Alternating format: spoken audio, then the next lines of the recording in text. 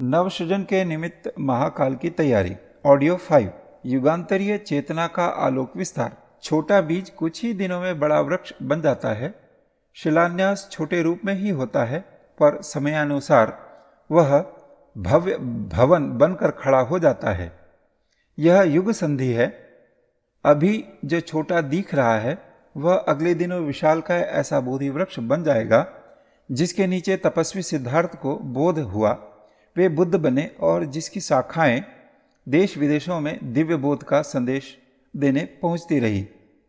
बीज बोने का समय थोड़ा ही होता है, वृक्ष का अस्तित्व लंबे समय तक स्थिर रहता है।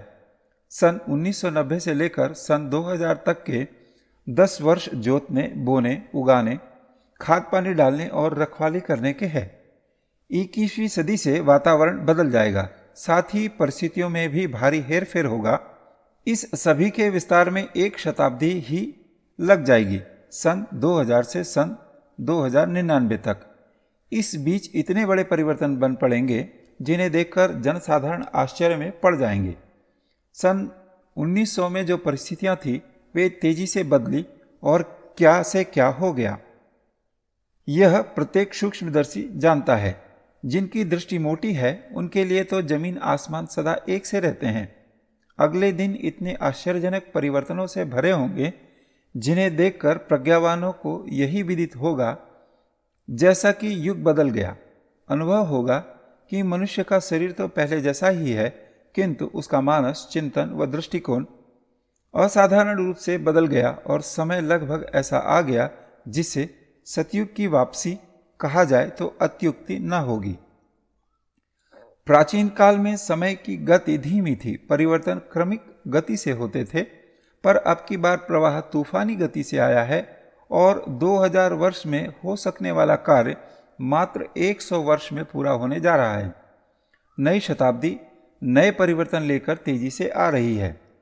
सन 1990 से 2000 तक का समय भारी उथल पुथल का है। उसके लिए मानवीय प्रयास पर्याप्त न होंगे, दैवी शक्ति की इसमें बड़ी भूमिका होगी। इसी की इन दिनों ऐसी तैयारी चल रही है जिसे अभूतपूर्व कहा जा सके। नर पशु, नर कीटक और नर पिशाच स्तर का जीवन यापन करने वालों में से ही बड़ी संख्या में ऐसे इन्हीं दिनों निकल पड़ेंगे जिन्हें नररत्न कहा जा सके। इन्हीं को दूसरा नाम दिव्य प्रतिभा संपन्न भी दिया जा सकता है। इनका चिंतन, चरित्र और व्यवहार ऐसा होगा जिसका प्रभाव असंख्यों को प्रभावित करेगा। इसका शुभारंभ शांति कुंज से हुआ है। युग संधि महापुरुष चरण का श्री गणेश यहाँ से हुआ है। इसका मोटा आध्यात्मिक स्वरूप जप, यज्ञ और ध्यान होगा। इसे उस प्रक्रिया से जुड़ने वाले संपन्न करेंगे। साथ ही 5-5 दिन के दिव्य प्रशिक्षण सत्र भी चलते रहेंगे। साधारण प्रशिक्षणों में कान, नाक, आंखें ही काम करती है। इन्हीं के माध्यम से जानकारियां मस्तिष्क तक पहुंचती है। वहां कुछ समय ठहर कर तिरोहित हो जाती है, पर उपर्युक्त 5 दिवसीय शिक्षण सत्र ऐसे होंगे जिनमें मात्र शब्दों का ही आदान प्रदान नहीं होगा, वर्ण प्राण शक्ति भी जुड़ी होगी। उसका प्रभाव चिरकाल तक स्थिर रहेगा और अपनी विशिष्टता का ऐसा परिचय देगा जिसे चमत्कारी या अद्भुत कहा जा सके। सन 1990 के बसंत पर्व से यह सघन शिक्षण आरंभ होगा और सन 2000 तक चलेगा। इन 10 वर्षों को 2 खंडों में काट लिया है। संकल्प है कि सन 1995 की वसंत पंचमी के दिन 1 लाख दीप कुंडों का यज्ञ आयोजन उन सभी स्थानों पर होगा जहां प्रज्ञापीठें विनिर्मित और प्रज्ञा केंद्र संस्थापित हैं। किस स्थान पर कितने बड़े आयोजन होंगे, इसका निर्धारण करने की प्रक्रिया अभी से आरंभ हो गई है। प्रथम सोपान सन 1995 में और दूसरा सोपान बसंत 2000 में संपन्न होगा। स्थान वे रहेंगे जहां अभी से निश्चय होते जाएंगे। इस महायज्ञ के यजमान वे होंगे जो अगले दिनों 5 वर्षों में नियमित रूप से साप्ताहिक सत्संगों का आयोजन करते रहेंगे। आयोजनों में दीप यज्ञ, सहगान कीर्तन, नियमित प्रवचन और युग साहित्य का स्वाध्याय चलता रहेगा। स्वाध्याय में जो पढ़ नहीं सकेंगे वे दूसरों से पढ़वाकर सुन लिया करेंगे। इस प्रकार की प्रक्रिया नियमित रूप से चलती रहेगी। अपेक्षा की गई है कि सन 1995 तक 1,00,000 यज्ञ हो चुकेंगे और शेष 1,00,000 सन 2000 तक पूरे होंगे। कुल 2 करोड़ देव मानव इनमें सम्मिलित होंगे। यह तो आयोजनों की चर्चा हुई। इन आयोजनों में सम्मिलित होने वाले अपने अपने संपर्क क्षेत्र में इसी प्रक्रिया को अग्रगामी करेंगे और आशा की जाती है कि इन 10 वर्षों में सभी शिक्षितों तक नवयुग का संदेश पहुंच जाएगा। इस प्रयोजन के लिए युग साहित्य के रूप में 20 पुस्तकें छाप दी गई हैं। वाणी और लेखनी के माध्यम से अगले 10 वर्षों में जो प्रचार कार्य होता रहेगा, उसका आलोक युगांतरी चेतना विश्व के कोने कोने में पहुंचा देगी। ऐसा निश्चय और संकल्प इन्हीं दिनों किया गया है। अगले दिनों जो करना है। इस जीवन रूपी दुर्लभ ब्रह्मकमल के प्रायः 80 फूल खिल चुके हैं। संजीवनी बूटी के एक से एक तरंगित और शोभायमान पुष्पों के खिलते रहने का एक महत्वपूर्ण अध्याय पूरा हो चला है। गहराई से पर्यवेक्षण करने पर प्रतीत होता है कि जो गुजर गया सो ऐसा रहा जिस पर गर्व, गौरव और आनंद उल्लास अनुभव किया जा सके। जो काम सौंपा गया था, जिस प्रयोजन के लिए भेजा गया था, वह क्रमबद्ध रूप से चलता रहा और दुलार बरसने वाले स्तर के साथ पूरा होता रहा। इसे संतोष की बात ही कहा जा सकता है। बदलते युग का बीजारोपण करने से लेकर बीजांकुर आने, खाद पानी देने और नयनाभिराम हरियाली की रखवाली करते रहने का अवसर मिलता रहा। इसे ईश्वर की महती अनुकंपा ही कहना चाहिए। सूत्र संचालक के इस जीवन का प्रथम अध्याय पूरा हुआ। यह दृश्यमान स्वरूप था। जिन्हें देखा उन्हें इसे एक शब्द में ही प्रकट कर दिया कि जो बोया सो काटा का सिद्धांत अपनाया गया। समाज रूपी खेत में बोए सत्प्रवृत्ति के बीज सूत्र संचालक के जीवन में उगे, बढ़े और विशाल उद्यान के रूप सभी के सामने आए हैं। इस जीवनचर्या द्वारा यह सभी को बताया गया है कि यही आदर्श दूसरों के लिए भी अनुकरणीय है। इस मार्ग पर चलना सरल भी है और सुखद भी। पथभ्रष्ट न हुआ जाए तो यह मार्ग अति मंगलमय एवं प्रेरणाप्रद है। आध्यात्मिक जीवन को सदा से कठिन माना जाता रहा है, पर इस जीवन साधना द्वारा यह सिद्ध किया जाता रहा है कि यह सभी के लिए सुलभ, सुखद और साथ ही नीति सम्मत भी। पिछले दिनों दृश्य काया से परोक्ष सत्ता के मार्गदर्शन में जो कर्तव्य बन पड़े वे सबके सामने है। साधना द्वारा आत्म परिमार्जन, युग साहित्य का सृजन, लाखों का संगठन, समर्थ सहायकों का विकास, लोक सेवियों का निर्माण, युग संधि का शिलान्यास व विचार क्रांति का सूत्र संचालन जैसे कितने ही विलक्षण कार्य लोगों ने अपनी आंखों से देखे हैं। यह सब काया द्वारा बन पड़ी गतिविधियों का संक्षिप्त परिचय है। जो जानकारी परिजनों को नहीं है वह समय आने पर विदित हो जाएगी। उसे इस कारण उजागर नहीं होने दिया गया है कि लोगों को पीछे खोजने के लिए भी तो कुछ बाकी रहना चाहिए। अब जीवन का दूसरा अध्याय आरंभ होता है। अब इसमें जो होना है उसे और भी अधिक महत्वपूर्ण व मूल्यवान माना जा सकता है। स्थूल के अतिरिक्त सूक्ष्म व कारण शरीरों का अस्तित्व आध्यात्म विज्ञानी बताते रहे हैं। उन्हें स्थूल शरीर की तुलना में असंख्य गुना अधिक शक्तिशाली कहा गया है। उन्हीं का प्रयोग अब 1 शताब्दी तक किया जाना है।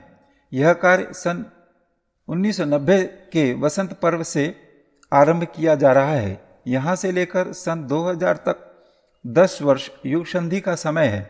परिजन देखेंगे कि इस अवधि में जो गतिविधियां चलेंगी उनका केंद्र शांति कुंज हरिद्वार होगा। युग चेतना का विस्तार इन्हीं दिनों हो रहा है। भारत के कोने कोने में और विदेशों में भारतीय मूल के विशिष्ट जनों के माध्यम से युग संधि का स्वरूप व्यापक बनाया जाएगा।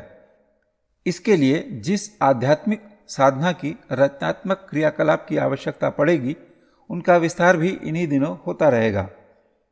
यह कार्य सूक्ष्म शरीर द्वारा संपन्न होगा।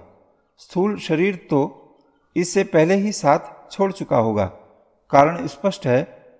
स्थूल की विधि व्यवस्था में ढेरों समय खर्च हो जाता है, जबकि सूक्ष्म शरीर बिना किसी झंझट के व्यापक क्षेत्र में अपना कार्य द्रुत गति से करता कराता रह सकता है।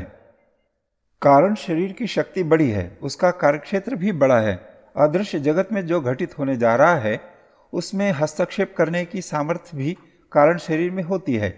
21वीं सदी में कई अनर्थों से जूझने की आवश्यकता पड़ेगी और कई ऐसे प्रयास संपन्न करने पड़ेंगे जो न स्थूल शरीर से बन पड़ सकते हैं और न उन्हें सूक्ष्म शरीर ही कर सकता है। ब्राह्मी चेतना से जुड़कर दिव्य कारण शरीर ही उन सब कार्यों को क्रियान्वित करता है जिन्हें प्रायः अद्भुत और अलौकिक कहा जाता है।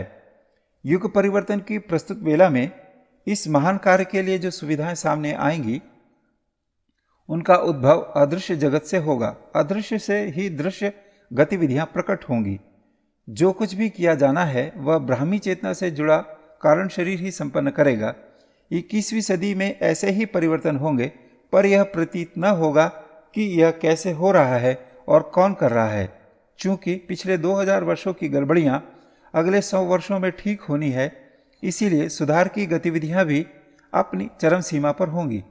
इसे सामान्य साधन और प्रयासों से नहीं किया जा सकता। इसके लिए विशिष्ट प्रयास अनिवार्य है। यही कारण है कि सूत्र संचालक ने प्रत्यक्ष मिलने मिलाने का क्रम बंद कर कारण शरीर में समाप्त सत्ता द्वारा वह सब संपन्न कर डालने का निश्चय वसंत से कर लिया है। वैज्ञानिक या दार्शनिक जब कोई विशेष महत्वपूर्ण बौद्धिक कार्य करते हैं तो अपने स्थूल संपर्क को समेट लेते हैं। चेतना स्तर पर किए जाने वाले महत्वपूर्ण कार्यों के लिए स्थूल संपर्क समेट लेना और भी अधिक आवश्यक हो जाता है, इसीलिए ऐसा निश्चय करना पड़ रहा है। युग अवतरण की प्रक्रिया, जिसकी अहंता कुएं के मेंढक या गूलर के फल के भुनगे जैसी हो, जिनके लिए अपना स्वार्थ, विलास और अहंकार ही सब कुछ है, समझना चाहिए कि उनकी केवल कायिक संरचना ही मनुष्य जैसी है। पेट और प्रजनन का निर्वाह तो हर कृमि कीटक को आता है। उसी सीमा में जो आबद्ध है उसे मनुष्य नाम से भले ही जाना जाए, पर है वह वस्तुतः कृमि कीटक या नर पशु जैसा ही। जब कभी ऐसे लोगों का बाहुल्य होता है तब समझना चाहिए कि नरक का साम्राज्य छा गया, कलयुग आ गया। इन दिनों सुविधा साधनों की कमी नहीं, पर मनुष्य शरीर में रहने वाली चेतना का स्तर गया बीता हो गया है। ऐसा जब कभी होगा तब समझना चाहिए कि व्यक्ति और समाज पर संकट एवं पतन पराभव का दौर चढ़ने ही वाला है। इन दिनों जो अगणित समस्याएं हर क्षेत्र में दिख पड़ती हैं, उनका एक ही कारण है कि मानवीय काया पर शमशान के प्रेत ने आधिपत्य जमा लिया है। उसने मर्यादाओं का उल्लंघन और वर्जनाओं का अभ्यास आरंभ कर दिया है। वर्तमान परिस्थितियों में दीनताहीनता का एक ही कारण है, हम जैसा बोते हैं वैसा ही काटते भी तो हैं। वर्तमान परिस्थितियों का विश्लेषण इस एक वाक्य में ही किया जा सकता है कि जन समुदाय का एक बड़ा भाग भ्रष्ट चिंतन और दुष्ट आचरण को अपनाने का अभ्यस्त हो गया है। उसे उसी में स्वार्थ सत्ता दिखता है, जिसमें वासना और तृष्णा की पूर्ति का साधन बनते दिखता है। उस ओर ध्यान ही नहीं जाता जिसके लिए यह सुर दुर्लभ शरीर मिला है। यही है वह उल्टी चाल जिसे अपना कर लोग स्वयं भ्रमित होते, कष्ट पाते और दूसरों को गिराने का पाप पुंज सिर पर लादते जाते हैं। यह उपक्रम जब तक चलता रहेगा तब तक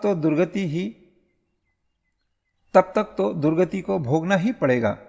समय बदल रहा है, रात्रि का पलायन और प्रभात का उदय हो रहा है। उसका निमित्त कारण एक ही बनने जा रहा है कि लोग अपने को बदलेंगे, स्वभाव में परिवर्तन करेंगे, गिरने और गिराने के स्थान पर उठने और उठाने की रीति नीति अपनाएंगे और पतन के स्थान पर उत्थान का मार्ग ग्रहण करेंगे। यही नवयुग है, सतयुग है, जो अब निकट है, निकटतम आता जा रहा है।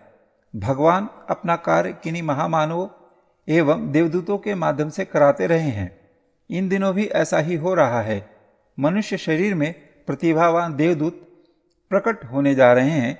इनकी पहचान एक ही होगी कि वे अपने समय का अधिकांश भाग प्रभु की प्रेरणा के लिए लगाएंगे। शरीर कुछ न कुछ साधन उपार्जन करता है। नर पशु उसे स्वयं ही खर्चते हैं, पर देवमानव की प्रकृति यह होती है कि अपने उपार्जन से न्यूनतम अपने लिए खर्च करें और शेष को परमार्थ प्रयोजनों के लिए लगा दें। नवयुग का प्रधान स्वरूप है लोकमानस का परिष्कार। यही अपने समय की साधना, पुण्य, परमार्थ और धर्म धारणा है। इसके लिए जो जितना समय और साधन लगाता दिख पड़े, समझना चाहिए कि भगवान उसी के माध्यम से अपना अभिष्ट पुरुषार्थ पूरा करा रहे हैं। नवयुग का आगमन अवतरण निकट है। उसे सृष्टा जिसके माध्यम से पूरा करने जा रहे हैं, यह जानना हो तो समझना चाहिए कि युग अवतरण का श्रेय उन्हीं को उपहार स्वरूप भगवान दे रहे हैं जो उनके काम में लगे हैं। ऐसे लोगों को ही बड़भागी और सच्चा भगवत भक्त मानना चाहिए।